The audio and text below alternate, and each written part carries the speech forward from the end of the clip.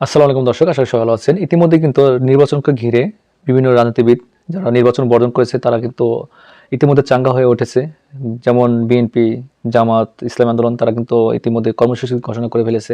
এবার সেই সাথে তাল মিলিয়ে কিন্তু রাজপথে নেমেছে চরমোনাই। চরমোনাই কিন্তু ইতিমধ্যে রাজপথে নেমে তারা কঠোর হুঁশিয়ারি দিয়েছে বর্তমান সরকারকে নির্বাচন বাতিল এবং সুষ্ঠু নির্বাচনের পক্ষে কাজ করার জন্য। আর সেই দাবি আদায়ের জন্য তারা মাঠে নেমেছে। তারা বিভিন্ন ধরনের দাবি তুলেছে আর জনগণের আশা আকাঙ্ক্ষা নিয়ে তারা কাজ করতে চায় এবং তারা এই দাবি যদি না মানা হয় অথবা নির্বাচনকে বানচাল করার জন্য যে কোনো পরিস্থিতিতে তারা যে কোনো ধরনের পদক্ষেপ নিতে তারা প্রস্তুত রয়েছে, এমনটাই কিন্তু হুঁশিয়ারি করেছে বর্তমান সরকারকে। তো দর্শক, আপনাদের সে সম্পর্কে কিছু ভিডিও ফুটেজ আমাদের সামনে তুলে ধরবো, তো চলুন দেখে আসি।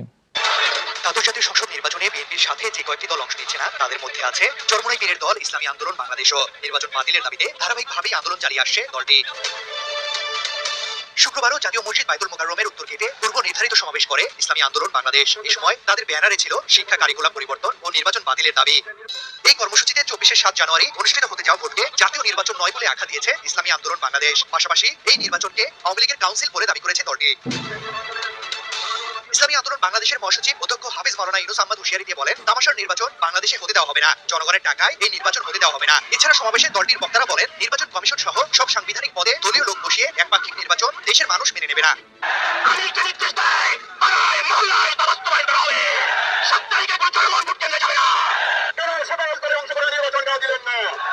আজকে নির্বাচনের নামে একটা কৌতুক মঞ্চ তৈরি করা হয়েছে। আমরা গতকালকে দেখেছি সোশ্যাল মিডিয়ায় জাতীয় পার্টির মহাসচিবের প্রত্যয় রাখা হয়েছে। জাতীয় পার্টির মনোনীত আওয়ামী লীগ সমর্থিত এমন পোস্টার ছাপিয়ে নির্বাচনের একটা কৌতুক মঞ্চ তৈরি করেছেন। নির্বাচন বন্ধে 26 ডিসেম্বর সারা দেশের জেলা প্রশাসনের মাধ্যমে রাষ্ট্রপতির কাছে স্মারকলিপি দেওয়া হবে বলে জানিয়েছে ইসলামী আন্দোলন বাংলাদেশ। দাবি না মানলে চরমোনাই পীর কঠোর আন্দোলনের ঘোষণা দেবেন বলেও জানায় দলটি।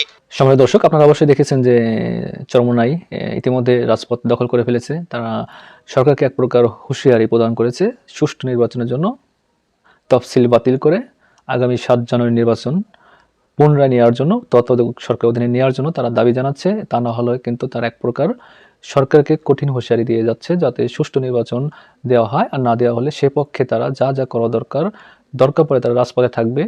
এর থেকে বড় বড় কর্মসূচি দিবে, দরকার পড়ে বিভিন্ন দলের সাথে তারা সম্পৃক্ততা বাড়াবে, সর্বদলীয়ভাবে জনগণ নিয়ে তারা রাজপথে নামবে এই সরকারকে নামানোর জন্য, সরকার পতনের জন্য। এবারে যারা ভোট বর্জন করেছে, নির্বাচন বর্জন করেছে, তারা অধিকাংশ দলই কিন্তু সরকার পতনের পক্ষে, তারা এই স্বৈরশাসক সরকার চায় না, এমনটাই তারা বলতেছে। তো দর্শক, আপনাদের মতামত অবশ্যই কমেন্ট বক্সে লিখে যাবেন। সবাই ভালো থাকবেন। আল্লাহ হাফেজ।